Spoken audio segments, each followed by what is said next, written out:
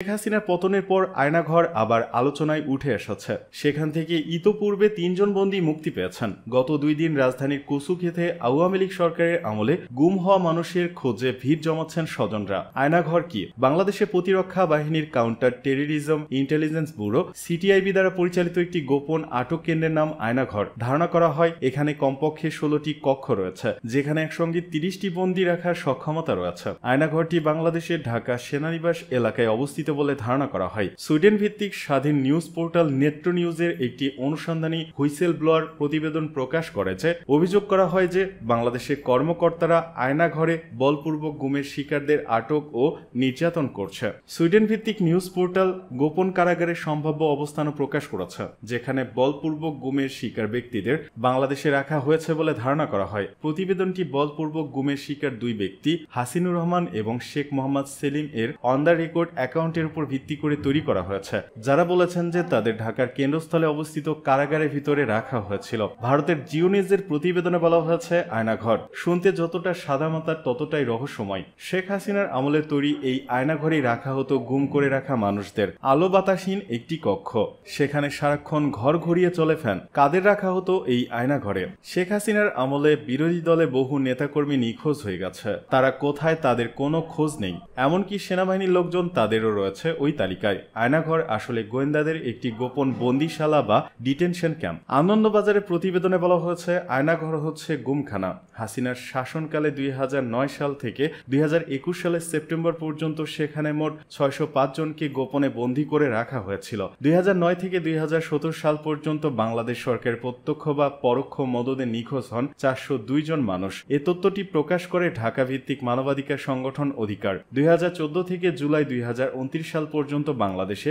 333 জন ব্যক্তি গুমের শিকার হয়। তাদের মধ্যে 40 জন ব্যক্তিকে মৃত অবস্থায় পাওয়া যায়। 66 জনকে সরকারি হেফাজতে গ্রেপ্তার অবস্থায় পাওয়া গেছে এবং আইন ও সালিশ কেন্দ্রের তথ্য মতে 203 জন এখনো গুম রয়েছেন। যারা দীর্ঘদিন গুম থাকার পর ফিরে আসেন তারা গুমের ব্যাপারে মৌন অবলম্বন করেন। ধারণা করা হয় এসব মানুষদের গুম করে রাখা হয় আয়নাঘরে। আয়নাঘরে যারা বন্দী থেকেছেন তাদের মধ্যে রয়েছে নর্থ সাউথ বিশ্ববিদ্যালয়ের সাবেক অধ্যাপক ও শিক্ষাবিদ মোবাশ্বের হাসান, সাবেক রাষ্ট্রদূত মারুফ জামান, ব্যবসায়ী অনিরুদ্ধ কুমার রায়। এছাড়াও আয়নাঘর থেকে সম্প্রতি ছাড়া পেয়েছেন বাংলাদেশি ব্যারিস্টার এবং জামায়াত ইসলামী নেতা মীর কাশেম আলীর ছেলে মীর আহমেদ বিন কাশেম, সাবেক সামরিক জেনারেল এবং জামায়াত ইসলামের নেতা গোলাম আজমের ছেলে আব্দুল্লাহিল আমান আজমি, পার্বত্য চট্টগ্রামের রাজনৈতিক সংগঠন ইউপিডিএফ এর মুখপাত্র মাইকেল চাকমা। বিচার বহির্ভূত হত্যাকাণ্ড সহ এইসব ঘটনার জন্য জাতিসংঘ ও বিভিন্ন মানবাধিকার রক্ষাকারী সংস্থা যেমন হিউম্যান রাইটস ওয়াচ ও অ্যামনেস্টি ইন্টারন্যাশনাল তৎকালীন বাংলাদেশ সরকারকে নিন্দা প্রস্তাব জানায়। বাংলাদেশ বেসরকারি একটি সংবাদ মাধ্যম থেকে ধারণা করছে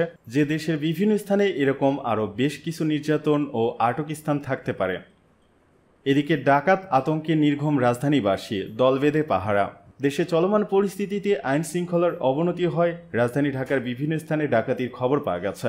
ডাকাতি ঠেকাতে তাই সবাই দল বেঁধে রাতের বেলায় এলাকা পাহারা দিচ্ছেন। আতঙ্ক ছড়িয়ে পড়লে করা হয়েছে মাইকিংও। বুধবার 7 আগস্ট দিনগত রাতে রাজধানী মিরপুর, মোহাম্মদপুর, পল্লবী, বছিলা, উত্তরা সহ বিভিন্ন স্থানে ডাকাতির খবর পাওয়া গেছে। অনেকে ফেসবুকে পোস্ট করে সবার কাছে খবর পৌঁছে দিচ্ছেন। মোহাম্মদপুরের Nabodoy housing, Mohammadia housing, Chanmia housing, Chand Udyan, Dhaka উদ্যান, চন্দ্রিমা হাউজিং এলাকায় ডাকাতির আতঙ্ক ছড়িয়ে পড়ে। নবোদয় হাউজিং থেকে 2 লাখ টাকার ডাকাতি হওয়ার অভিযোগ করেছেন সেখানকার একটি বাড়ির মালিক। পরে সেনাবাহিনীর একটি দল ঘটনাস্থলে পৌঁছালে স্থানীয়রা 11 জনকে আটক করে তাদের হাতে তুলে দেন। এলাকাবাসীরা জানান দেশীয় অস্ত্র হতে কিছু তরুণ কিশোরের ছোট ছোট দল রাস্তায় ঘোরাফেরা করছিল। তারা বিভিন্ন বাড়ির দরজা ধাক্কা দিয়ে দরজা খুলতে বলছিল। ডাকাত আতঙ্কের মধ্যে সেনাবাহিনীর একাধিক দল ঘটনাস্থলে পৌঁছালে মানুষ কিছুটা স্বস্তি বোধ করে। এছাড়াও ডাকাতের আতঙ্ক ছড়িয়ে পড়ে ধানমন্ডি, শঙ্কর ও মিরপুর এলাকাতেও। মিরপুর 14 নম্বরে সরকারি কর্মকর্তাদের একটি আবাসিক এলাকার বাসিন্দা চিকিৎসক আবির হোসেন জানান তাদের হাউজিং কমপ্লেক্সের ভেতরে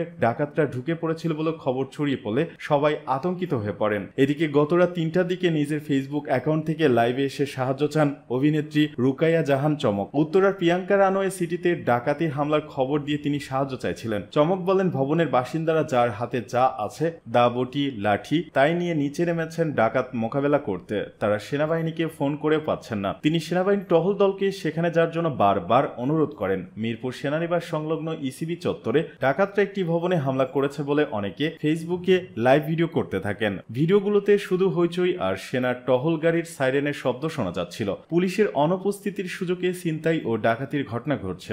এ নিয়ে মানুষের মতো আতঙ্ক বিরাজ করছে। দ্রুত আইন শৃঙ্খলা পরিস্থিতি স্বাভাবিক করার দাবি জানিয়েছেন রাজধানীবাসী। এদিকে আইএসপিআর থেকে জানানো হয়েছে, বর্তমান পরিস্থিতিতে জনসাধারণের জানমাল ও সরকারি গুরুত্বপূর্ণ স্থাপনাগুলোর সার্বিক নিরাপত্তা প্রদানে বাংলাদেশ সেনাবাহিনীর সদস্যরা মোতায়েন রয়েছে। এছাড়া যে কোনো নাশকতামূলক কর্মকাণ্ড, হানাহানি এবং প্রাণনাশের হুমকি সম্মুখীন হলে নিকটস্থ সেনাবাহিনী ক্যাম্পে যোগাযোগ করার জন্য অনুরোধ করা হয়েছে।